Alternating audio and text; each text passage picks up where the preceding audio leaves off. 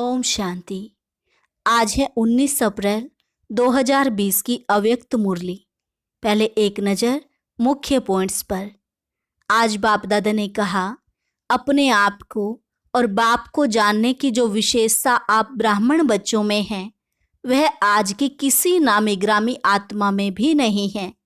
इसलिए भोले साधारण होते हुए भी वरदाता बाप से वरदान लेकर जन्म जन्म के लिए विशेष पूज्य आत्माएं बन जाते हो, और वह नामी ग्रामी आत्माएं भी तुम पूज्य आत्माओं के आगे नमन वंदन करती हैं। फिर बाबा ने पूछा कि क्या सर्व आत्माओं पर रहम आता है? हैं तो सभी एक ही बेहद के परिवार के। अपने परिवार की कोई भी आत्मा वरदान से वंचित ना रह जाए। बेहद की आत्माओं की सेवा में सफलता का सहज साधन है श्रेष्ठ संकल्प। फिर बाबा ने कहा, विशाल बुद्धि बन सेवा करो, अर्थात हर समय अपनी मिली हुई ड्यूटी में नवीनता लाओ। चाहे भोजन खिलाने की, चाहे भाषण करने की ड्यूटी हो, लेकिन हर सेवा में हर समय नवीनता भरो। जो एक वर्ष पहले किया उसमें कोई ना कोई रूहानियत की एडिशन जरूर हो। आगे कहा, सभी को निमित्त बनना है। किस बात में? तुम भले कहाँ भी हो, लेकिन जिस समय कोई विशाल कार्य कहीं होता है तो उस समय दूर बैठे भी उतने समय तक सदा हरेक के मन में विश्व कल्याण की श्रेष्ठ भावना और कामना जरूर होना चाहिए। सभी को परिवार की समीपता का विशेष अनुभव कराओ। मनन करो कि क्या नवीनता लाएं। किसी भी हद की बातों में संकल्प शक्ति, समय की शक्ति को व्यर्थ ना गंवाओ। हर संकल्प से हर समय विशाल सेवा के निमित्त बनो, सहयोगी बनो। कोई साकार में वाणी से निमित्त बनेंगे तो कोई कर्म से बनेंगे, और कोई फिर मनसा सेवा में भी निमित्त बनेंगे। लेकिन जितने दिन प्रोग्राम चलता है, चाहे 5 या 6 दिन चले, इतना ही हर समय हर ब्राह्मण आत्मा को सेवा का यह कंगन बंधा हुआ हो कि मुझे निमित्त बन सफलता को लाना है। और लास्ट में बाबा ने कहा, जो अब तक नहीं किया है वह करके दिखाओ। ऐसी आत्माओं को निमित्त बनाओ जो एक अनेक आत्माओं की सेवा के निमित्त बन जाए। ऐसा ना हो कि सोचते ही रह जाओ, करेंगे करेंगे ये कहते तो समय बीत जाता है। और आज साप्ताहिक कोर्स का तीसरा दिन है, जिसमें हम जानेंगे राजयोग क्या है, मेडिटेशन कैसे करना होता है। आज का लेसन बहुत ही महत्वपूर्ण है, जरूर सुने। नीचे कमेंट सेक्शन में आपको इसका लिंक मिल जाएगा। अब सुनते हैं महावाक्यों को विस्तार से। मुरली का सार, विशाल बुद्धि की निशानी। विशाल बुद्धि की निशानी। आज सर्वस्नेही, सहयोगी, सहज योगी बच्चों से स्नेह के सागर, सर्व खजानों के विधाता, वरदाता बाप रूहानी मिलन मनाने आए हैं। यह रूहानी स्नेह का मिलन अर्थात रूहों का मिलन विचित्र मिलन है। सारे कल्प में ऐसा रूहानी मेला हो नहीं सकता। इस संगम युग को इस रूहानी मिलन का वरदान मिला हुआ है। इस वरदानी समय पर वरदाता बाप द्वारा वरदानी बच्चे इस अविनाशी वरदान को प्राप्त करते हैं। बाप का भी विधाता और वरदाता का अविनाशी पार्ट इसी समय चलता है।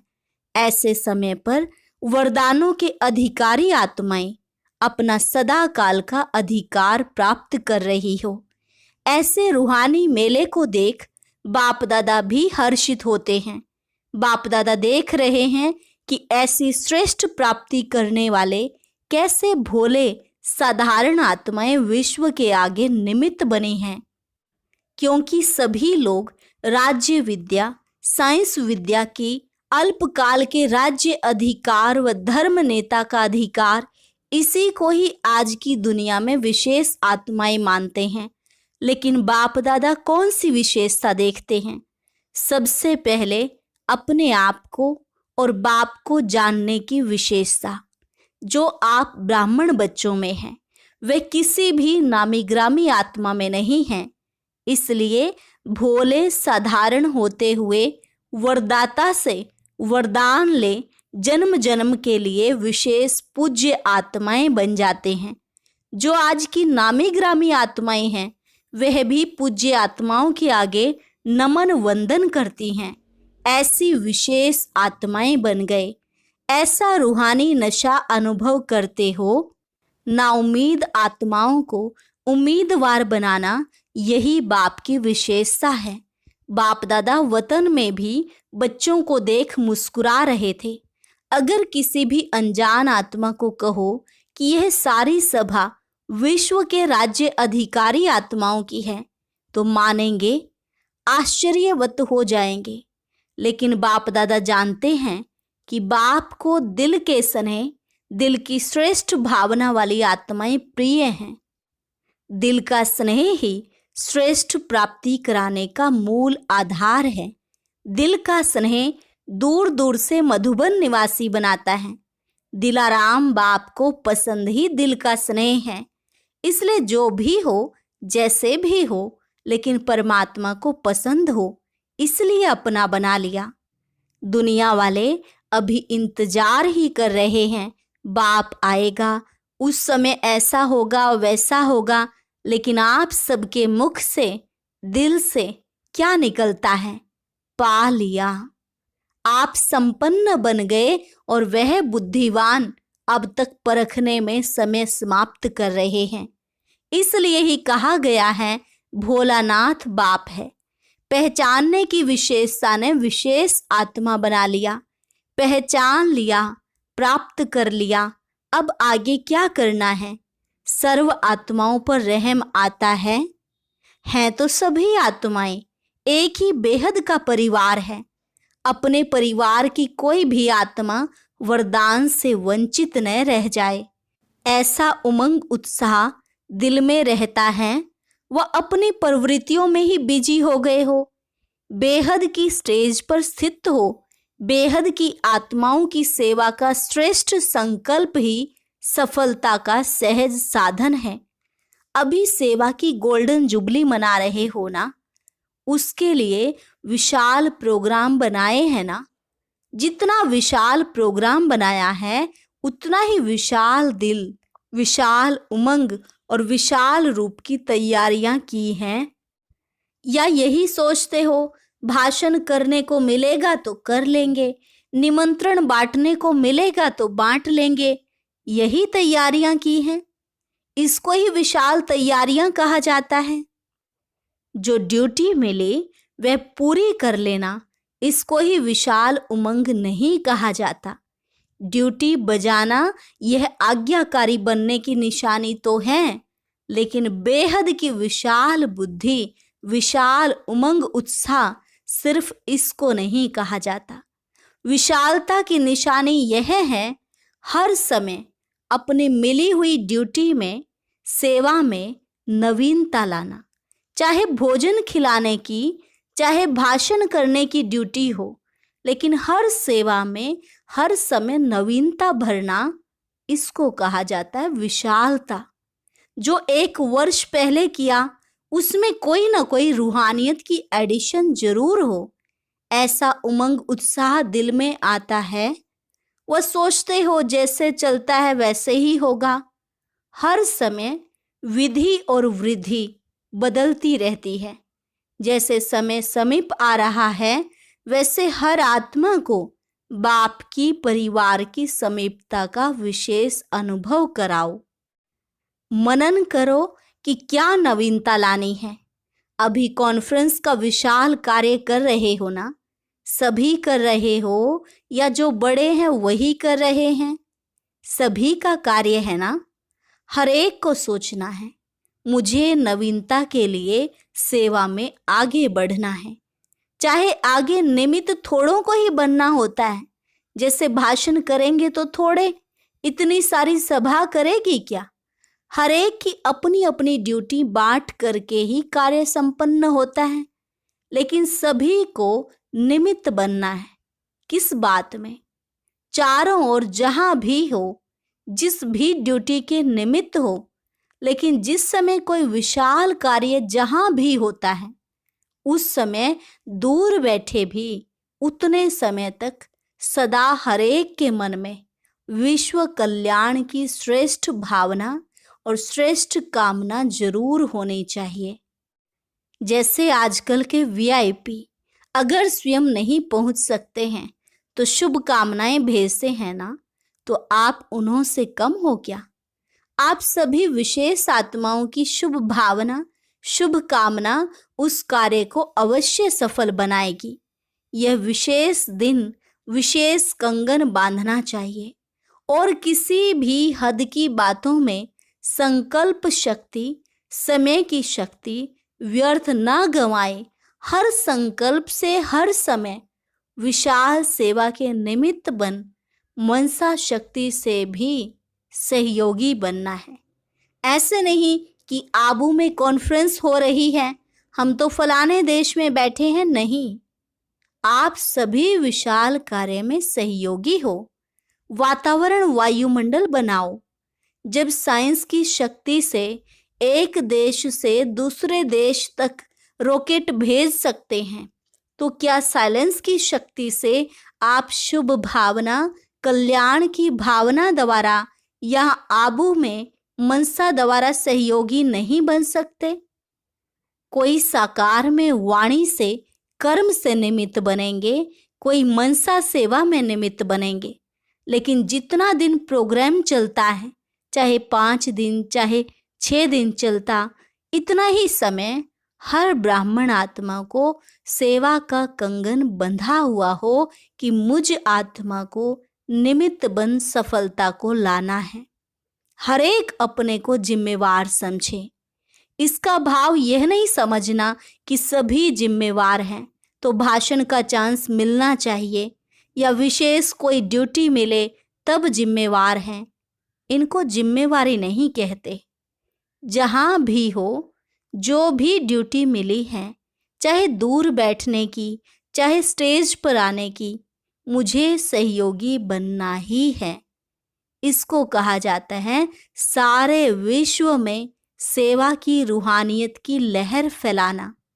खुशी की, उमंग उत्साह की लहर फैल जाए, ऐसे सहयोगी हो। इस कॉन्फ्रेंस में नवीनता दिखाएंगे ना। गोल्डन जुबली है तो चारों ओर गोल्डन एज आने वाली है। इस खुशी की लहर फैल जाए। भयभीत आत्माएं हैं, नाउम्मीद आत्माएं हैं, उन्हों में श्रेष्ठ भविष्य की उम्मीद पैदा करो। भयभीत आत्माओं में खुशी की लहर उत्पन्न हो। यह है गोल्डन जुबली की गोल्डन सेवा। यही लक्ष्य रखो। स्वयं भी हर कार्य में मोल्ड होने वाले रियल गोल्ड बन गोल्डन जुबली मनानी है। समझा? जो अब तक नहीं किया है वह करके दिखाना है। ऐसी आत्माओं को निमित्त बनाओ जो एक अनेक आत्माओं की सेवा के निमित्त बन जाए। सोचते ही रहेंगे लेकिन करेंगे करेंगे कहते समय बीत जाता है और अंत में जो भी मिला उसको ही ले आते हो। संख्या तो बढ़ जाती है, लेकिन विशाल सेवा का प्रोग्राम रखते ही इसलिए हैं कि ऐसी आत्माएं आवे जो एक अनेकों के निमित्त बन जाए। चारों ओर सेवा चलती रहती है ना। अपने अपने स्थान पर भी ऐसी आत्माओं का कार्य तो चलाते रहते हो। इसलिए अभी से गोल्डन जुबली की, स्व के सेवा की और स्व के साथ अन्य विशेष आत्माओं के सेवा की लहर फैलाओ। समझा क्या करना है? मोहब्बत से मेहनत करो। स्नेह ऐसी वस्तु है जो स्नेह के वश ना वाला भी हाँ कर देता है। समय ना होते भी समय निकाल देते हैं। यह तो रूहानी स्नेह है। तो धरनी बनाओ। ऐसे नहीं सोचो कि यह धरनी ही ऐसे है, यह लोग ही ऐसे हैं। आप कैसे थे? बदल गए ना। शुभ भावना का सदैव श्रेष्ठ फल होता है। अच्छा, अपने घर में आए हो, ये तो बाप को भी खुशी है। लेकिन समय तो हद का है ना। जितनी संख्या उतना ही बंटता है ना। चीज 4 हों, लेने वाले 8 हों, तो क्या करेंगे? उसी विधि से करेंगे ना। बाप दादा को भी विधि प्रमाण चलना ही पड़ता है।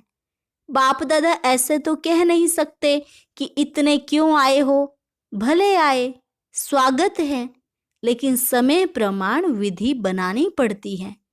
हाँ, अव्यक्त वतन में समय की सीमा नहीं है। महाराष्ट्र भी कमाल करके दिखाएगा। कोई ऐसी महान आत्मा को निमित्त बना के दिखावे, तब कहेंगे महाराष्ट्र। दिल्ली तो निमित्त है ही। ऐसे नहीं कि अभी कॉन्फ्रेंस तो बहुत कर ली, अब जितना होगा, नहीं। हर वर्ष आगे बढ़ना है। अभी तो अनेक आत्माएं हैं जिन्हों को निमित्त बना सकते हैं। दिल्ली वालों को भी विशेष निमित्त बनना है। राजस्थान क्या करेगा? राजस्थान सदा ही हर कार्य में नंबर 1 होना है, क्योंकि राजस्थान में नंबर 1 हेडक्वार्टर है। चाहे क्वालिटी में चाहे क्वांटिटी में, दोनों में नंबर 1 होना है। डबल विदेशी भी नवीनता दिखाएंगे ना। हर एक देश में इस खुशखबरी की लहर फैल जाए तो सब आपको बहुत दिल से आशीर्वाद देंगे। लोग बहुत भयभीत हैं ना। ऐसी आत्माओं को रूहानी खुशी की लहर हो, जो वे समझें कि ये फरिश्ता बन शुभ संदेश देने के निमित्त बनी हुई आत्माएं हैं। समझा? अब देखेंगे कौन सा जोन नवीनता करता है, संख्या लाते हैं या क्वालिटी लाते हैं। फिर बाप दादा रिजल्ट सुनाएंगे। नवीनता भी लाना, नवीनता के भी नंबर मिलेंगे।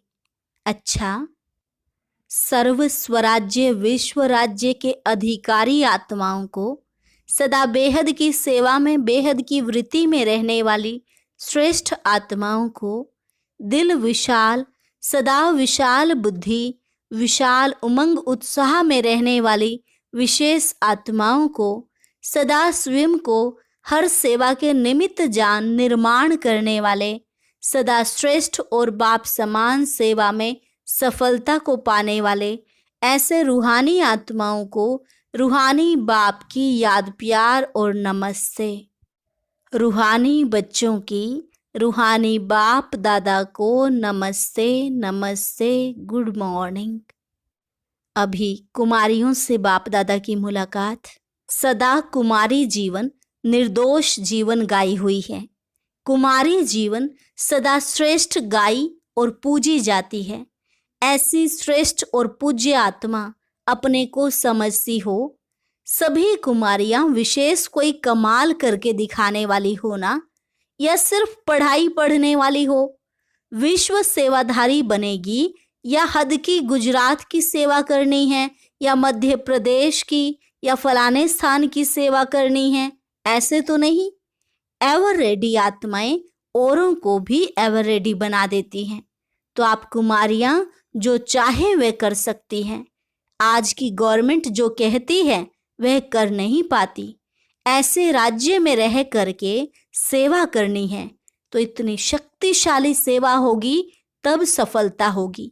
इस ज्ञान की पढ़ाई में नंबर लिया है, लक्ष्य यही रखना है कि नंबर 1 लेना ही है।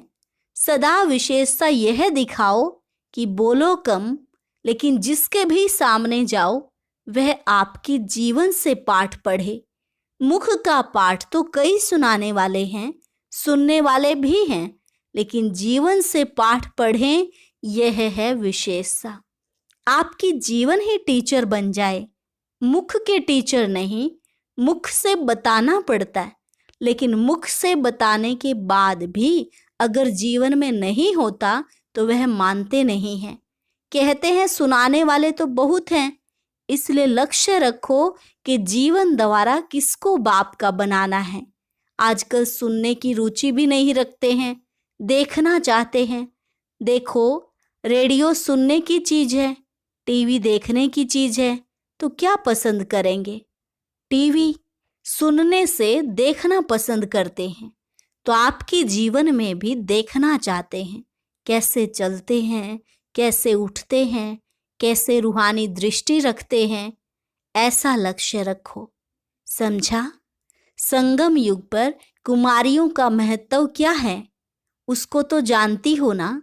संगम पर सबसे महान कुमारियां हैं, तो अपने को महान समझ सेवा में सहयोगी बनी हो या बनना है? क्या लक्ष्य है? डबल पार्ट बजाने का लक्ष्य है? क्या टोकरी उठाएंगी? अच्छा, वरदान। बालक और मालिकपन की समानता द्वारा सर्व खजानों में संपन्न भव। बालक और मालिकपन की समानता द्वारा सर्व खजानों में संपन्न भव। जैसे बालकपन का नशा सभी में है, ऐसे बालक सो मालिक अर्थात बाप समान संपन्न स्थिति का अनुभव करो। मालिकपन की विशेषता है, जितना ही मालिक उतना ही विश्व सेवाधारी के संस्कार सदा इमर्ज रूप में रहें। मालिकपन का नशा और विश्व सेवाधारी का नशा समान रूप में हो, तब कहेंगे बाप समान। बालक और मालिक दोनों स्वरूप सदा ही प्रत्यक्ष कर्म में आ जाएं, तब बाप समान सर्व खजानों से संपन्न स्थिति का अनुभव कर सकेंगे। स्लोगन: ज्ञान के अखुट खजानों के अधिकारी बनो तो अधीनता खत्म हो जाएगी। ज्ञान के अखुट खजानों के अधिकारी बनो तो अधीनता खत्म हो जाएगी। सूचना: आज अंतर्राष्ट्रीय योग दिवस, तीसरा रविवार है। सायं 6:30 से 7:30 बजे तक सभी भाई बहनें संगठित रूप में एकत्रित हो योग अभ्यास में अनुभव करें कि मैं आत्मा बीज रूप बाबा के साथ कंबाइंड हूँ।